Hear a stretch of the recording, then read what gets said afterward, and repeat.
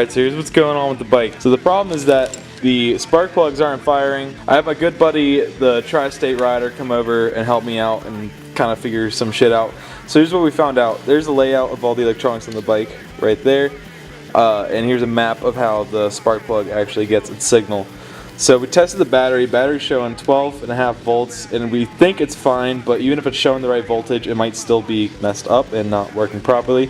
Check the main fuse, it's okay. The ignition switch is good. This other fuse is fine. The kill switch is fine, check that as well. Then the only things remaining that could be wrong are the ignition pulse generator, throttle sensor, which is fine, the coolant temperature sensor, which is fine, the side stand switch indicator, which is fine. We don't know if the ECU is fine, the voltage converter unit is fine, we're not sure, or the coils. So it comes down to the coils, converter unit, ECU, and the pulse generator.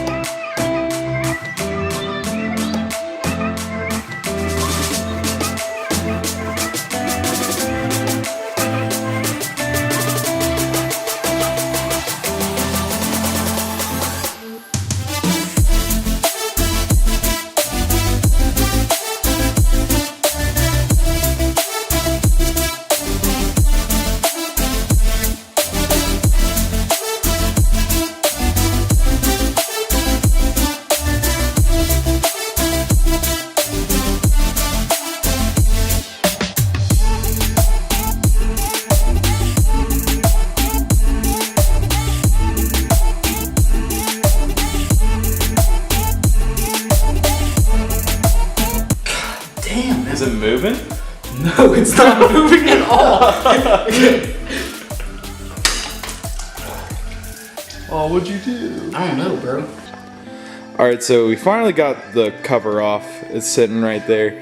We were having a lot of trouble getting these old hoses off the little thing that spins and cycles coolant throughout the radiator system. It took us a minute, but we finally pried it off, all those hoses off, and then we got the clutch cover off.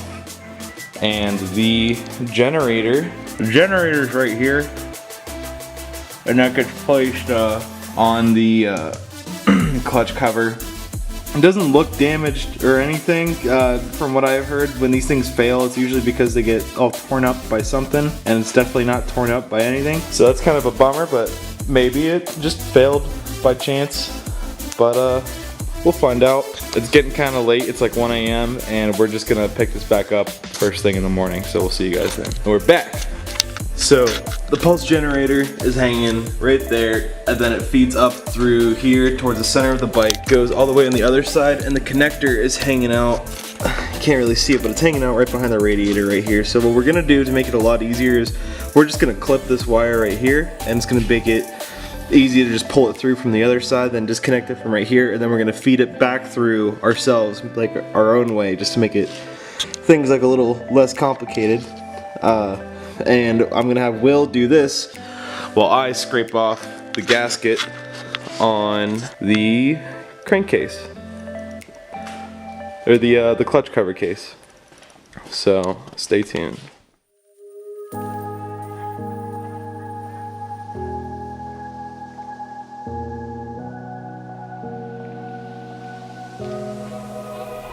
Run free and dive into the sky. Hear the wind crying out its prayer. Why are we so ashamed to be alive? Break the chains and our freedom's ours to take.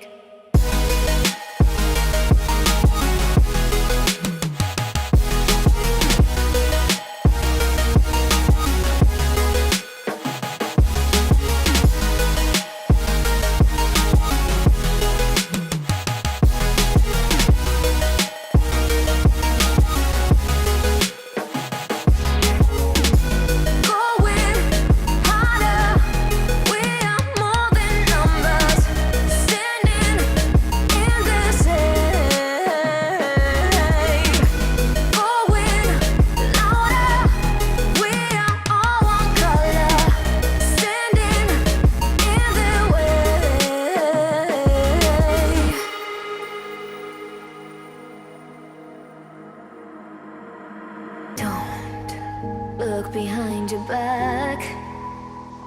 Chase a light when the world is getting darker.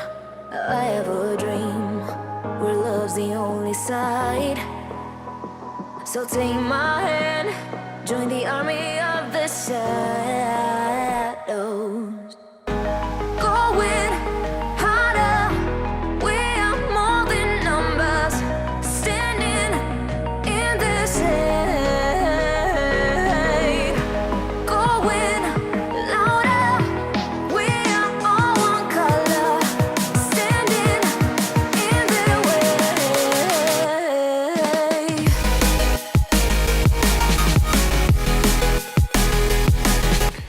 Alright, so everything's back together. All good and gravy. But you gotta wait 24 hours for the sealant to cure. So you can't do anything until 24 hours. You can't fill it up with oil, can't fill it up with coolant or anything. You just gotta let it sit and dry. Make sure all the screws are tight. Join the army of the shadows. Join the army of the shadows. Going higher. Standing in the shade. Going The kickstand safety switch is right there. And then the neutral safety switch is up under, like it's in this little black abyss. You can't see it, but there's a wire coming out. And the safety switch is in there. But I want to go look at the service manual and look at like the proper instructions on how to install and uninstall all the things I bought, just so I have an idea of what I'm about to be doing. And then we're gonna replace it.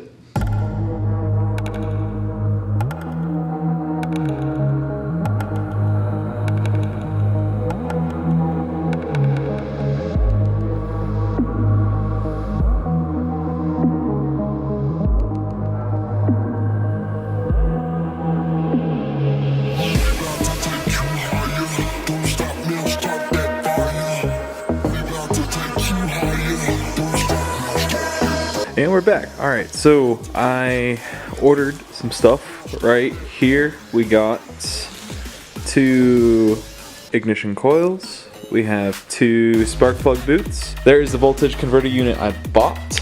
It's used. I bought it for 160 bucks. Supposedly working.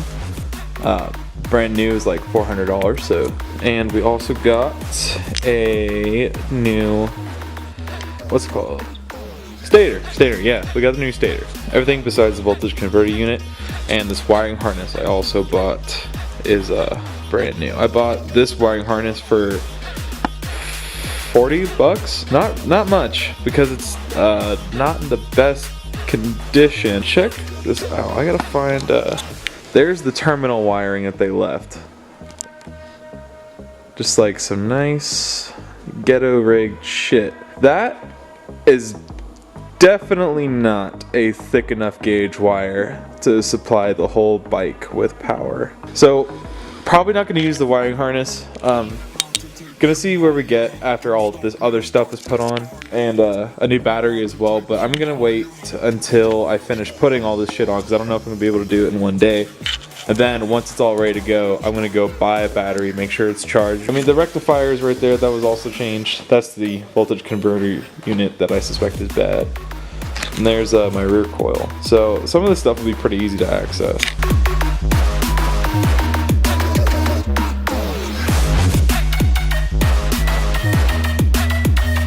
Alright, there's the connector for the front coil right there. I had to take the radiator off its hinges a little bit to get to it, but that is a tricky fit.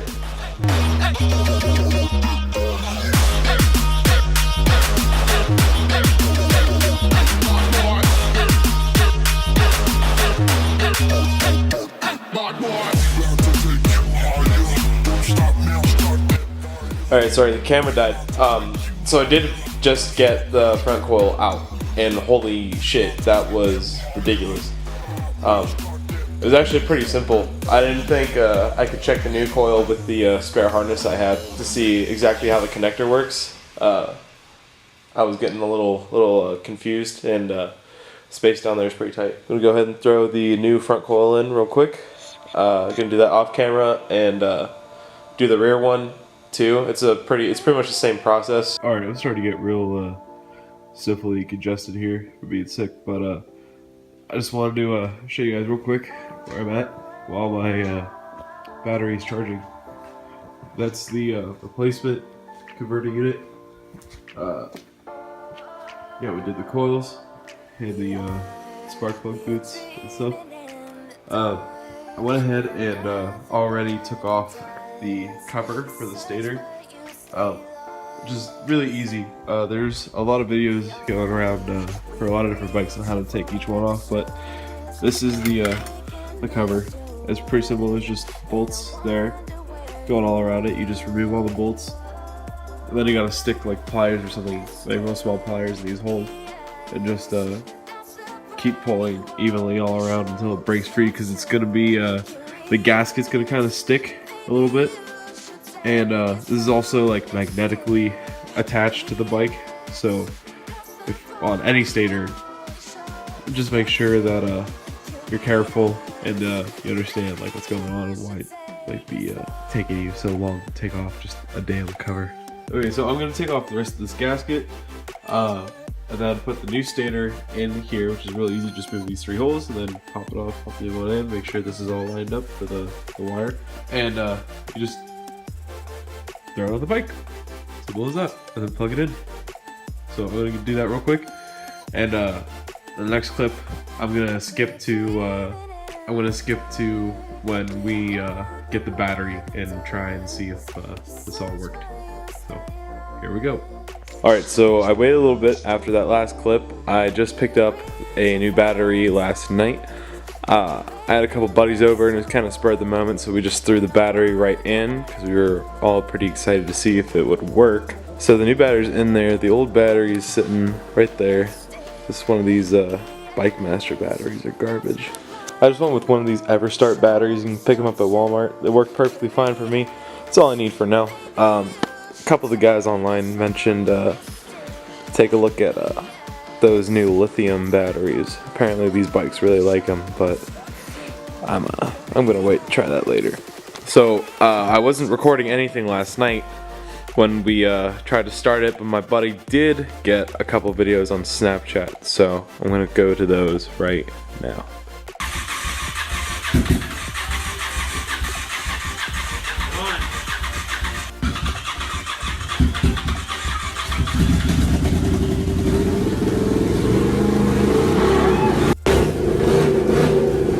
And there you have it. The bike works again. I don't know what was wrong with it, but after changing fucking everything in the ignition system, it works again. That's all that matters. So now, what I have to do is, I didn't get a chance to run it for a while last night, so today I need to run it for a good 20-25 minutes. There's still new oil in there that hasn't cycled through the engine properly. I want to make sure it's heating up right. I want to make sure it's not losing any coolant or any oil. There's nothing weird going on. One thing I still need to do is I still need to re-bleed my clutch fluid because I didn't do it enough last time, so there's still air somewhere in my system. I also still need to get a new front tire because as much as I want to go out for a ride right now, this tire is in really bad shape and it's all lumpy and stuff all around, so I'm not really trusting it too much. So in a couple weeks I'll go grab a new tire, throw it on there for the test ride. I have to fix up a few odds and ends with some of these wires up here, as well as some stuff for the taillight and the rear turn signals, because what I'm gonna do is I'm just gonna throw the plastics for the tail on, because that's gonna hold the seat in place, and then I'm just gonna mount the headlamp to the front here, and I'm not going to put any of the other plastics on. So I can still go out for like a ride here and there and not have to worry about anything, because some of these plastics up here, they got cracks and stuff. You can see they're real dirty, they're real scratched up. Not from being dropped, but just from the horrible paint job I did on it. I think I mentioned before, I'm not sure, but it was a really ugly, like, green, brown, poopy color, and I wanted anything but that. But I'm going to change all the colors and stuff. I'm gonna have it done right, or I might just vinyl wrap it. That's a pretty easy way to get a good finish if you're not that great with a paint gun, but we will see. So I'm gonna do some of the stuff off camera. I gotta let it run while I work on it, make sure everything's alright. I don't have a whole lot of time to do much, so I can't walk through too much of it, but it's pretty simple stuff. I'm gonna try to, in a different episode, I'll probably try to go through rebleeding brake fluid and clutch fluid at some point a little later in the series, because I just want to get this thing in running condition to get on the road as fast as I can, and having to record and edit and stuff in the process, it's just gonna make it take a little bit too long. So I'll make sure I go back and go over all the things I do. And maybe try to get a couple clips here and there, but we will see. Yeah, so the tail piece needs to go on. Need a new front tire, gotta mount the headlamp, and I'll probably throw the double bubble windscreen on anyway, just to get a little bit of air out of my face while I ride, see how it works. I don't know, maybe it'll look kind of cool, maybe it'll look kind of stupid, who knows. Little side thing, I'm pretty sure I figured out what I did wrong whenever I bled my clutch fluid the first time. For those of you that do know how to do it, I have these adjustable levers here. When I was pumping the fluid through, I had the setting on like medium, something like that, so it shortened the range that it pulls in, and you have to make sure that you have full range and you're doing a full pump on that clutch. So I was barely getting my clutch to work, and I wasn't sure why, but that's why. So I'm gonna redo all that. And it's another day, go us. One of the things I'm gonna be doing to get the bike ready for a little test ride here is this chain needs cleaned pretty bad, and it also needs adjusted. I'm gonna try and go over a few different methods of cleaning your chain for those of you that may not know, because this is knowing how to clean your chain is one of the most important things in motorcycle maintenance. You can prevent a lot of nasty malfunctions or accidents from happening just by making sure your chain is clean. So first of all, how often should you clean your chain?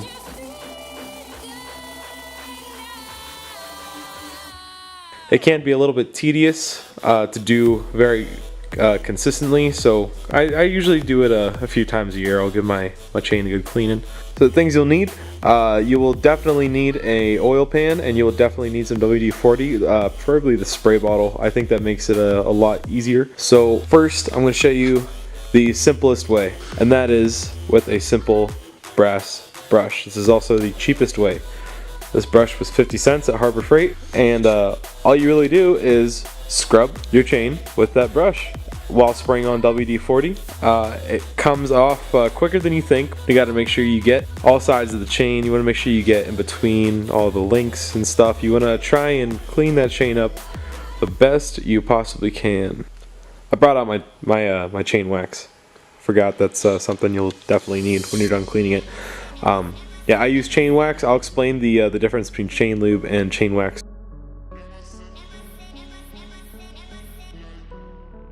Method 2, probably what I'm thinking is probably going to be the best one, is getting a motorcycle chain brush. You can pick these up at Walmart for like 10 bucks. It's the same concept as this brass brush here, except it's like having 3 of them.